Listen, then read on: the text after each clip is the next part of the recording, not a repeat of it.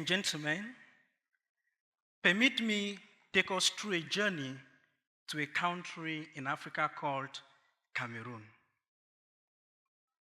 Please fasten your seatbelts as we go through this journey.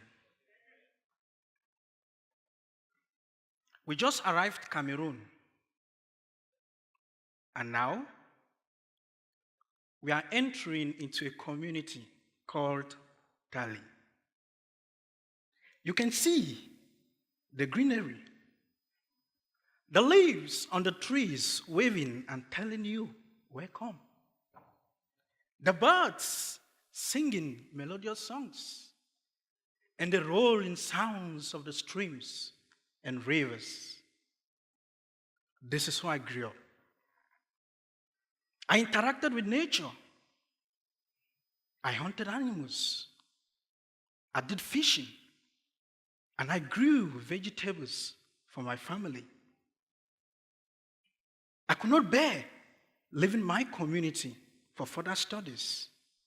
One day, on a visit back home, this is what I saw. 50 trees were stolen in broad daylight. Traffickers aimed to seize the most valuable species, the Moabi, the Iroko, or the Tally. These tropical hardwoods, highly prized for furniture and decoration, are exported to Asia and Europe.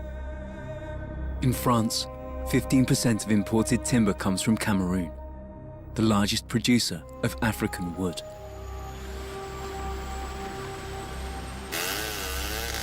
But illegal, unregulated logging is on the rise, and now poses a real threat to this valuable economic and ecological resource, as well as to the survival of indigenous communities like the Begweli. Timber exploitation, cutting down of the forest to plant cocoa, coffee, rubber, and palms was the order of the day. The streams and rivers were drying off. The crops could no longer do well because the soil was becoming infertile. The animals were disappearing because their habitats, their homes, were no longer there. As I sat down thinking about all this, then I came to the understanding that actually it's not only my community that is facing this problem. Cameroon has about 48% of its total land cover being forested. Of this forest cover, we have about 0.98 to 1% that is being lost annually due to deforestation and unsustainable agricultural practices. Only 30 to 40% of the 24 million Cameroonians have access to potable water. Well, as I was thinking about all this, I thought I would be able to provide solutions, but I was wrong.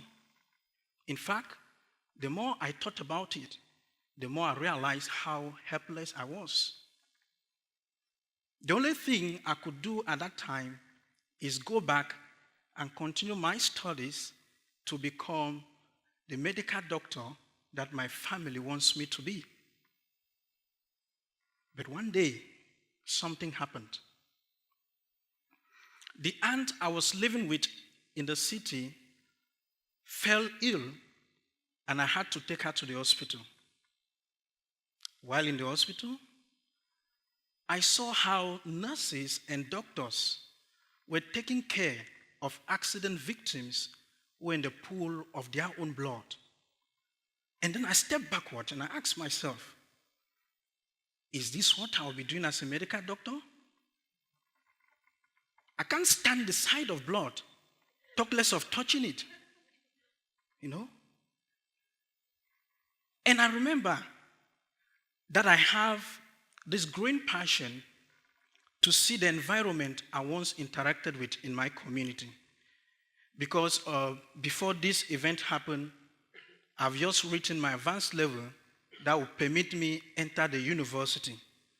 So a series of questions kept coming through my mind. You know, now you don't want to become a medical doctor. What will you become? What will you read in the university? So I told myself, instead of becoming a medical doctor, I will become a doctor of the environment.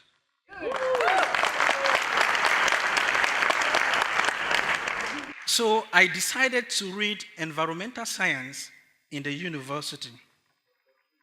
While in the university, I was elected the environmental education officer for my student association. A couple of months later, together with friends, we formed an organization to protect the environment, a youth organization. We believed that, environmental degradation affects everybody, whether you're small, you're big, whether you're a lawyer, you're a teacher, or a medical doctor. And so therefore, whatever you are doing in life, you have to be involved in protecting the environment. The work must not be left in the hands of politicians and environmental practitioners. So we brought together students from all departments and faculties in the university to work for environmental protection. After my graduation, I continued working with this organization while volunteering with other environmental organizations. But then I realized that I needed to enhance my capacity more. So I began searching and looking for such opportunities. And that's how I found kanthari. For my 7.5 months in kanthari, I've acquired the skills and tools necessary to start my organization called MegWah.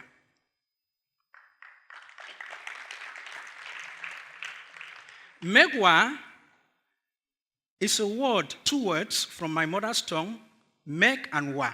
Meg means my, and Wah means earth. That's my earth. It is an affirmation that the earth belongs to me, the earth belongs to you. It is my responsibility, it is our responsibility to take care of the earth. And to achieve this, we have designed a solution that is summed up in what we call EIA for environmental protection. E stands for environmental education. We want to cause mindset shift amongst children and youth between the ages of 5 and 30 to prevent further environmental degradation. I stands for intervention. We want to work with communities already experiencing biodiversity loss, food insecurity, and water shortages. We want to do this through reforestation and afforestation projects, water shedding, agroforestry, and organic farming.